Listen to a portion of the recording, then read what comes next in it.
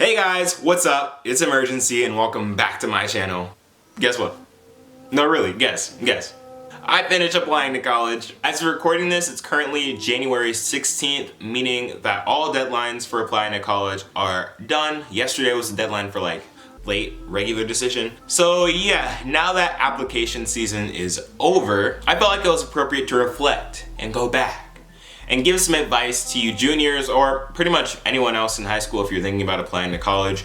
What are some typical things that you can expect from your college application process? And specifically, what are some things that people generally don't tell you about the college application process? That's right, you're getting the inside scoop on Imurgency. So the first misconception about applying to college is that it's generally easy to find which colleges you're applying to. Like, you generally have a top school when you first pop into senior year, and you have this whole list of schools you want to apply to that you just had with you since freshman year. Well, I'm here to tell you that's completely false. Going into senior year, I didn't really have any idea of what schools I wanted to apply to. Well, that's a lie. I had a general list because at my school, our college counselor made us put together a list of some schools, but that was mostly my college counselor's list and not necessarily mine. So generally the way the college counselor suggests you break up your college list is that you have 2 to 3 safety schools, 2 possible schools that you're pretty sure that you're gonna get into, and then 1 to 2 reach schools, which are schools that are either super selective, schools that you're not really qualified for, or schools that when you tell people that you got into, they're like, oh.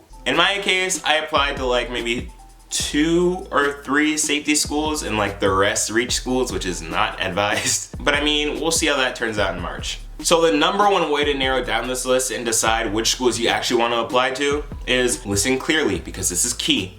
You need to visit the school. I know this could be hard financially depending on where the school is in relation to you, but I seriously suggest taking a family vacation over to a general area where you're applying and do a whole road trip seeing the schools. Because I knocked out 90% of the schools on my list just by visiting them. If you're applying to schools in the Northeast, there's basically no reason not to go visit a whole bunch of schools because especially in Boston, there's 50 schools in a 30-minute radius.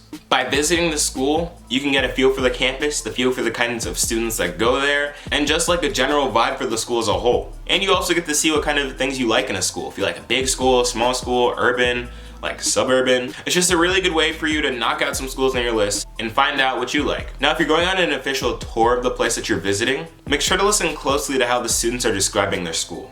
I remember when I was visiting this one school and the student was talking about diversity on campus and they described it as, how'd they say it? He said something we're really working hard to start thinking about diversity on campus, meaning that there isn't much diversity now, but they're kind of probably somehow trying to get more diversity on campus. And personally, diversity was a big thing I was looking for when I was applying. So that really gave me a good image of what the school's mission was towards diversity. And that could be used for many other things. So just listen closely what they're saying. Tour guides won't say the faults outright, but if you really listen close, you can kind of see where they're shading the school. Another thing that a lot of people don't really talk about in the whole college application process is that you should be attending as many college fairs as you possibly can.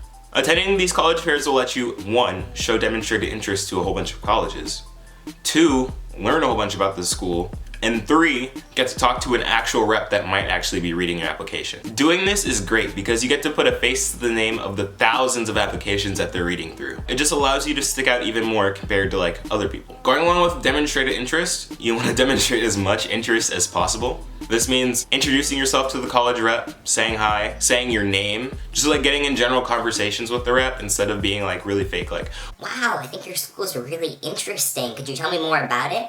Just ask them about their day or how their flight was if they're flying into wherever you are. Because that kind of breaks up their day a little bit, because honestly, college counselors are used to answering questions about their school. They're not necessarily used to answering questions about their day. Another thing is to make sure you sign as many info cards as you can. You know those little cards that they hand out where you sign your name, address, email, and all that? I have a theory for that. I'm not sure if this is completely true, but I'd assume if you sign a whole bunch of them with your name and they're the same information, just coming from a whole bunch of different sources, that looks like you've been kind of stalking them for a while, which in this case is a good thing because it shows that you're really interested in the school and that you've been trying to meet the rep at multiple different locations. Again, not sure if that's completely true, but I mean, it can't hurt. Getting onto the more application process side of things, when you're actually applying for schools and like on the Common App, know that not all the supplements that you have to write are gonna be like apparent. For those of you who don't know what supplements are, they're basically like these extra pieces of writing in addition to your personal statement that are more school specific, that basically tell the school you're applying to why you want to go there and what's special about you. Now in 2017, the Common App was kind of confusing on where they placed their supplements. Be sure to check every section of the Common App searching for those supplements because they won't always be in like the supplement section. I know I found a whole bunch in the contact section,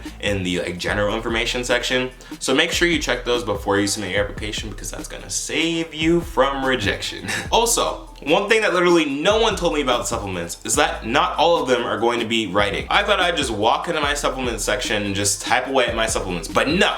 Depending on what kind of school you're applying to, they can either ask for video supplements where you have to record yourself talking to the camera. You could be doing some kind of like audition thing as a supplement. You could like submit a portfolio of your work. Like I didn't know all this would be required. Make sure you check with your school and the department that you're applying into to make sure that you're doing all the supplements that you need to and you don't have to like act or something. There's also, for those of you transfer high school students like me, a transfer supplement that you have to write. That's right.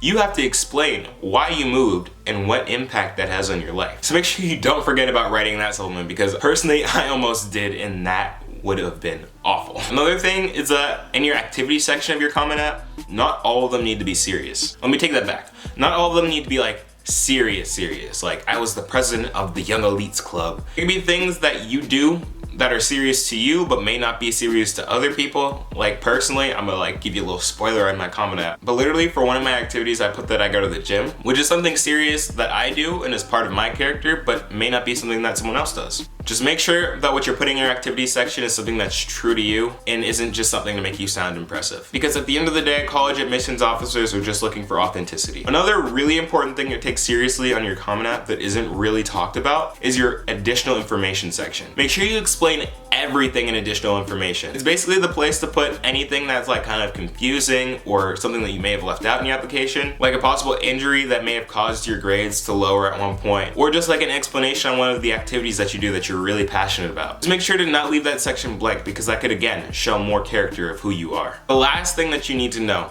and actually the most important thing you need to know, is financial aid. No one really talks about financial aid when you're applying until like after the fact, but you need to consider that stuff right away because it would be awful if you got accepted to a school that you really wanted to go to, but you can't afford it, so you can't go, or you have to take out tons and tons of student loans. Make sure you actually look at the cost of the school, their financial aid opportunities, and make sure you turn in your FAFSA and your CSS profile on time so you can get that financial aid and scholarships. Oh, I just reminded myself, scholarships, apply to those because no one applies to scholarships. I hate to say this, but there are literally millions of dollars that people are putting out that get unused because no one applies to scholarships. Apply to as many scholarships as you can. I know you may be tired of writing after all those supplements. Just put in the extra 500 characters and get yourself a couple $1,000s for school.